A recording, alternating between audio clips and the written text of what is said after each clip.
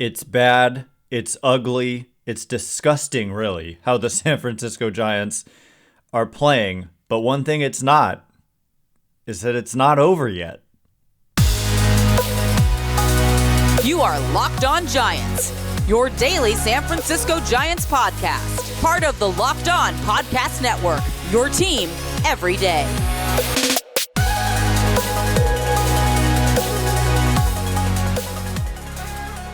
Hello and welcome to Locked On Giants, part of the Locked On Podcast Network, where it's your team every day.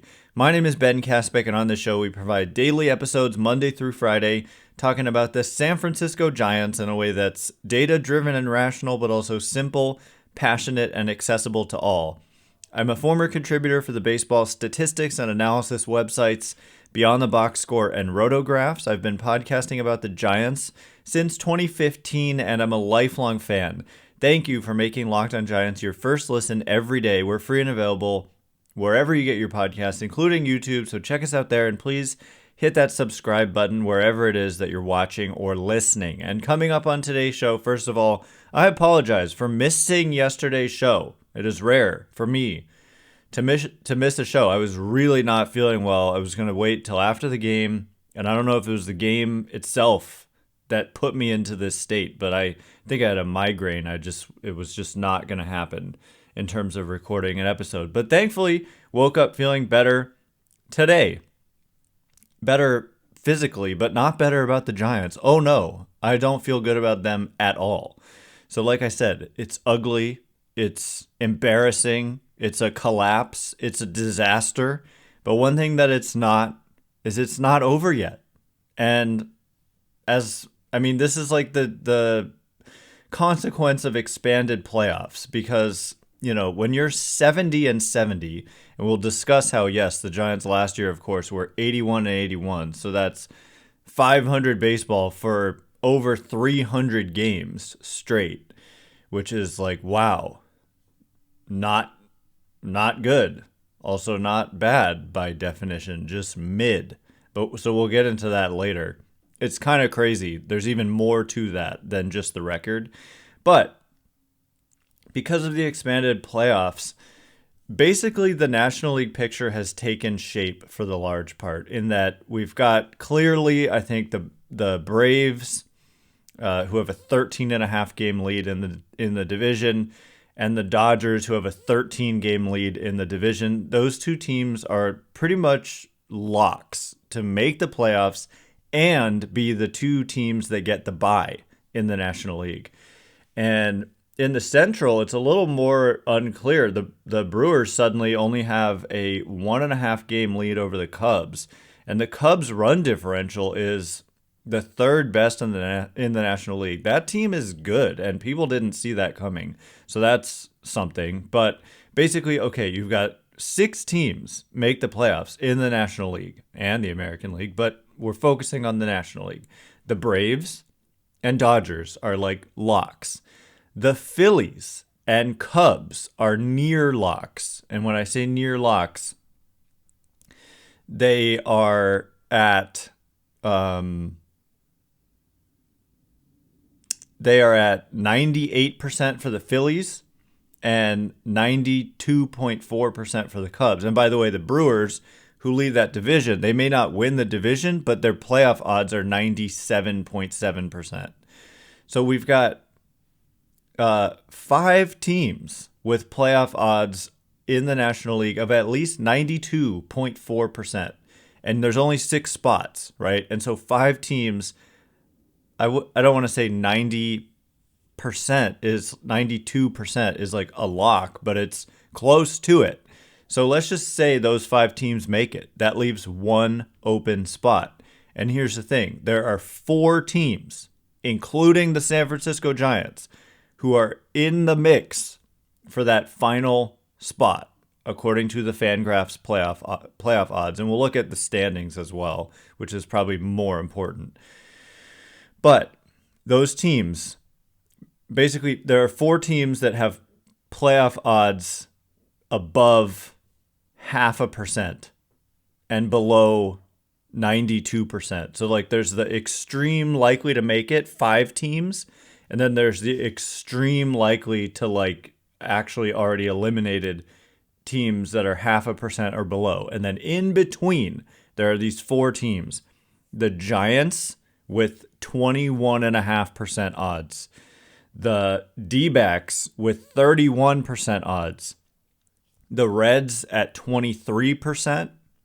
And the Marlins at 36%. I'm doing some rounding here, which would put the Giants at 22 if I were to round for them.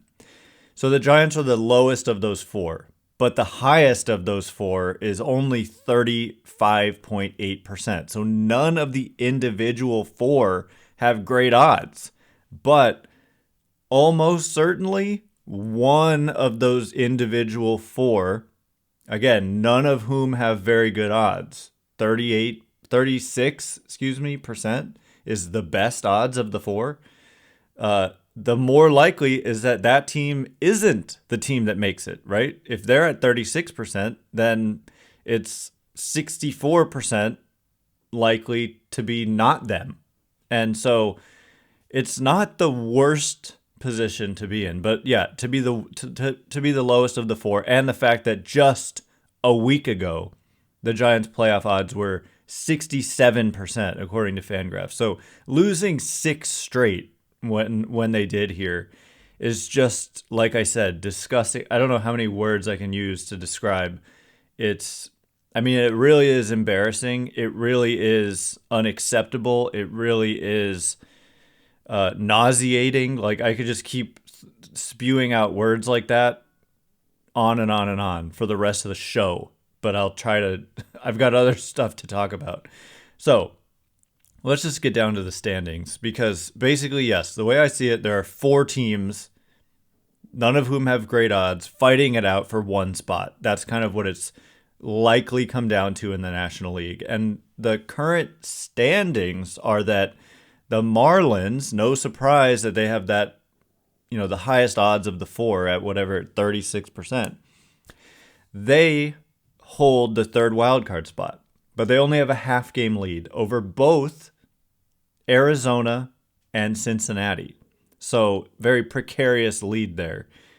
The Giants are 2.5 back of Miami. And so what's happening here is that the FanGraphs model thinks that basically the Giants are a better team than Cincinnati, Arizona, and Miami, and or that their schedule is more favorable. And it's arguable, I get it. If you're just going by FanGraphs strength of schedule number, which is a decimal for, like, I don't know if it's the projections for the teams that they're going to play or if it's the combined winning percentage of the teams that they're going to play. I would like to know. I cannot find it anywhere. But the Giants' strength of schedule, 476. So that's either the combined winning percentage of their remaining opponents, which is low, or it's the combined projected winning percentage of their remaining opponents. The D-backs, 509, much higher than the Giants. The Reds, 493, higher than the Giants, but not by much. The Marlins, 525. So I'm guessing the Marlins have some Braves, mixed into their remaining schedule. That's what happens when you play in the NL East. And one more thing, the Giants also have the Dodgers, 7 out of their last 10 games. But they also have the Rockies in 7 of their next 10 games. And so, look, some of you may just have completely given up, but my mentality has always been play through the whistle. Like, if you're running a marathon, run hard through the finish line. Like, what do you have to lose? I'm not giving up until the buzzer runs out. That has always been my mentality, and that is my mentality here. And some of you also say, what's the point? Even if they made the playoffs, they have no chance of doing anything. Perhaps that's true, but I believe the playoffs are more of a crapshoot, and that it's basically just who gets hot. There's obviously some talent involved in the equation, but first of all, the 10, 12, and 14 Giants were never considered the favorites in any of those series. they often were considered offensively challenged, much like this team.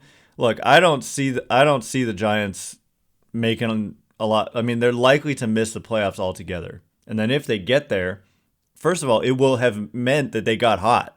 So, if they get in, maybe we feel differently. It will have meant that they played well in the last 21 games. 22 games, excuse me. So there you have it. Also, by run differential, all those teams that are ahead of the Giants that are relevant here, Miami, Arizona, and Cincinnati, none of them have good run differentials either. The Giants are now at minus 19, which is, again, nauseating, unacceptable, bad, not good. But Cincinnati's at minus 37. Miami's at minus 34. Arizona's at minus 18. They're the only team ahead of the Giants in that regard by 1 run. But the Giants are 2 back of those of Cincinnati and Arizona and 2.5 back of Miami. So they need help. They do not control their own destiny at all. And lastly, the slate of games today does include Miami, which, by the way, the Dodgers, if you couldn't hate them anymore, they have lost 2 straight to Miami, which totally hurts the Giants. Like, you're the Dodgers, they're the Marlins, and you go in there and get whooped. Like, these games have, like, look at yesterday's score. They got whooped by the Marlins. So I thought I couldn't hate the Dodgers more, and yet here we are. I do.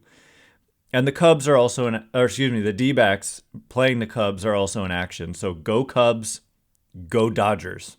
That's the path for the Giants. So anyway, coming up in just a minute, the Giants are the definition of mid, as many of you predicted.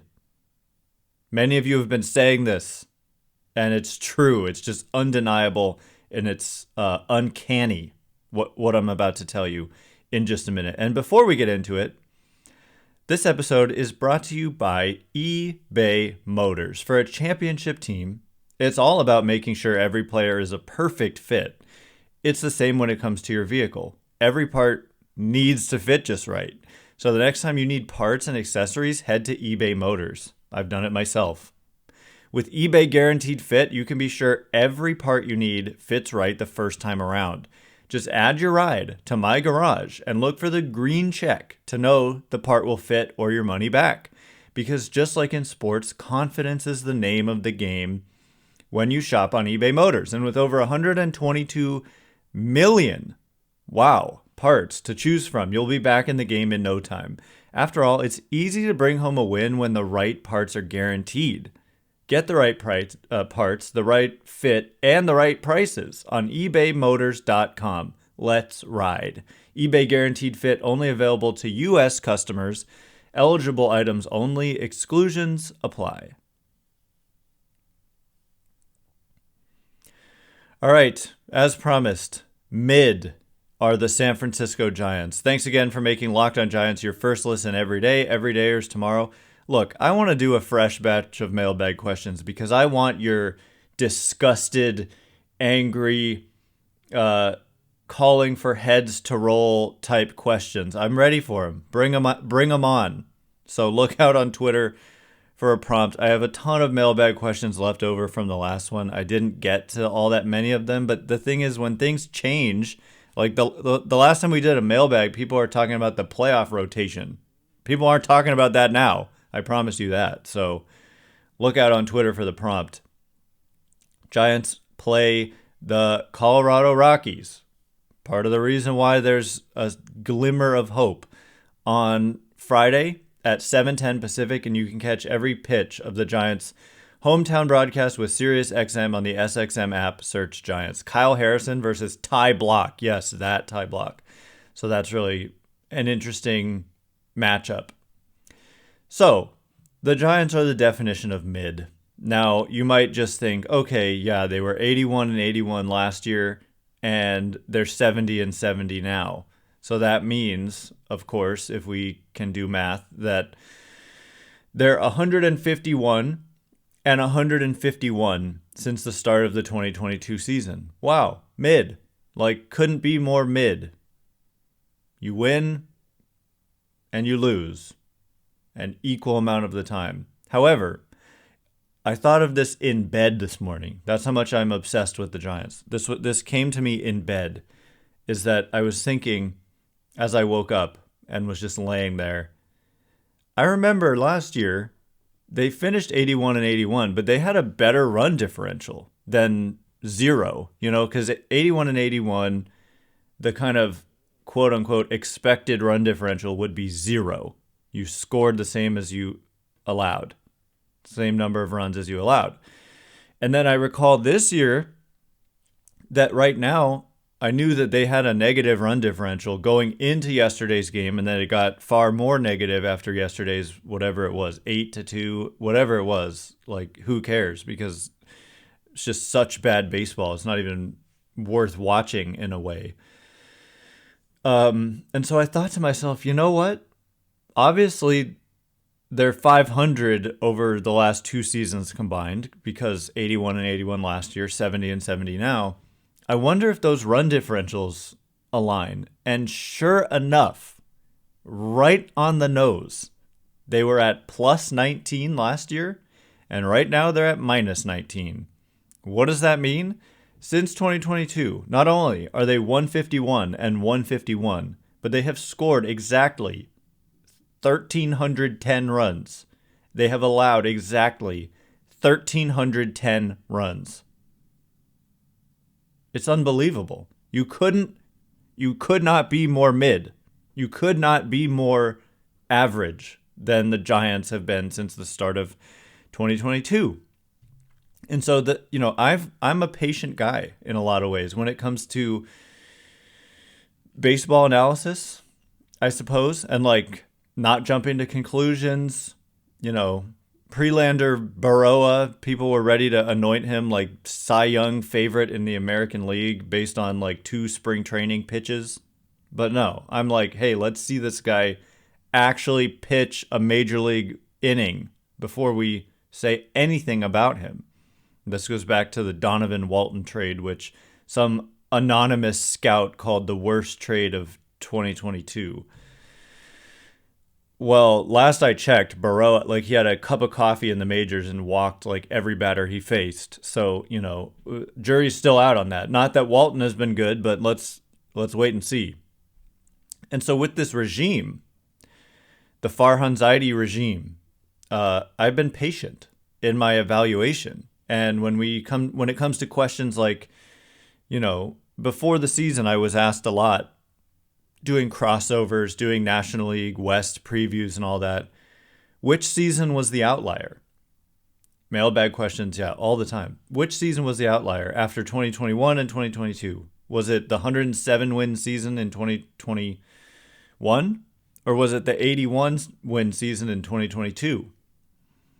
And my response was that it was kind of both, in a way, in that 107 is ridiculous, and nobody expected that. Remember, my hot take going into the season, my bold prediction was, hey, these Giants that you think are going to be terrible are going to finish 86-76, 10 games over 500. Well, they beat that by 21 wins, and that was my bold take. It was a hot take at the time. So 107 was insane. But then I said, well, maybe they were a true talent 90-win team both years, and that they overperformed in 21, underperformed in 22. However, now we have another almost full season of data. Key point, almost, because for all we know, they go, 18-4, which is extremely unlikely. I don't know, 16-6, 15-7. Down the stretch, and things could change. So I ultimately will wait until the season is over to do a post-mortem. I'm not doing a post-mortem when like I said, play through the whistle, run through the finish line. That is my mentality. It always has been, and it always will be. And I'm optimistic. I'm an optimistic, hopeful. I want them to succeed. There are people out there who don't want them to succeed, come on. I guess I understand the reasoning is like you want change, and so failure might bring change. And I guess that's understandable, but I just want to enjoy watching and entertaining. Like it's an entertainment business, and I want to be entertained. But am I entertained by 151 and 151 with an equal number of runs scored and an equal number of runs allowed? No, that is not good enough. And so it kind of validates that the pure outlier, it would seem, is 2021, 100%. Like I said, who knows what their final record is. Not going to be 70-70 this year. We don't know yet what it's going to be. So this could change. But as of this moment, we're talking about a 302 game sample of being 500. And then you go, okay, 2021, 107 wins, and then back to 2020, which was the first year under Kapler and the new coaching staff, second year of Farhan Zaidi being president of baseball operations. They were 29-31. So about, as close to 500 as you could be without actually being 500. So we've got, and I just kind of write off the first season. And if you're being honest, like, just be real. There wasn't that was not a year to judge Farhan Zaidi, in my opinion. He inherited all these contracts, and basically there was no way that ownership was going to let him spend big, except on exceptional players like Bryce Harper. Apparently they were willing to do, and they tried, and they didn't get him. So I guess you can point to that as a criticism. But the record in 2019, I'm just not going to put a lot of weight into it, even though it wasn't terrible. It was like close-ish to 500. But even 2020, I think it's a little premature. But basically, there's just this one year that stands out as an outlier, and that's 21. And the rest have been just totally mediocre. 2020, 2022, and 2023. And that is a lot of baseball. That is a large enough sample to start questioning, are they capable of putting together a consistent winner? And it's fair to say you don't believe that they can. And so, coming up in just a minute, what happens if this continues to play out as it is playing out now? The Giants are likely to miss the playoffs. What happens next if they do? We'll get into it in just a minute, and before we do,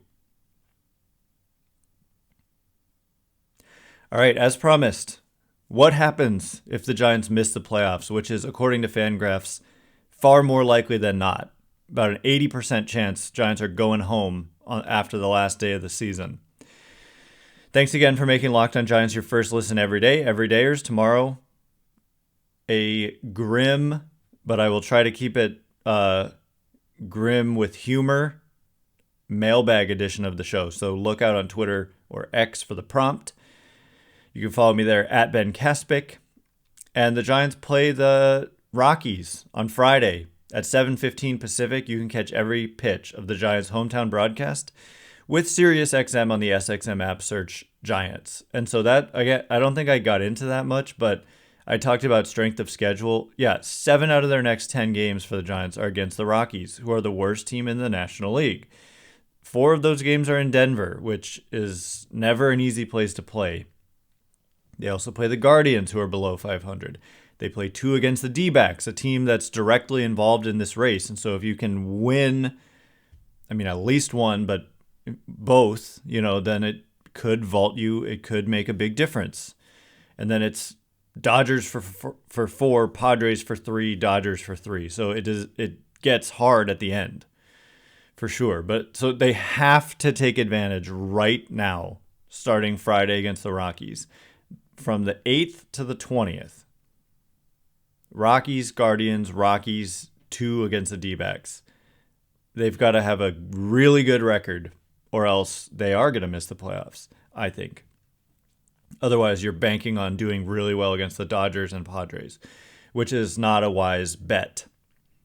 So, if what is likely to come true comes true, and the Giants miss the playoffs, what are the consequences? Because, coming into the year, they set these expectations themselves. You've got Farhan Zaidi saying, we, at this stage, believe we are a team that should be making the playoffs each and every year. Well, again, I don't count 2019. I don't really count 2020. And they missed the playoffs by a tiebreaker in 2020 with the weird rules. And major expanded playoffs. I just kind of write off that season in general now.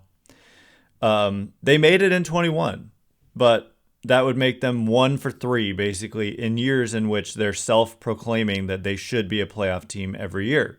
Granted, they have not yet missed the playoffs, but we're talking about the hypothetical, likely scenario that they do. Well, I don't know exactly what they would do, but what I think honestly, the first place I look to, there's the fact that,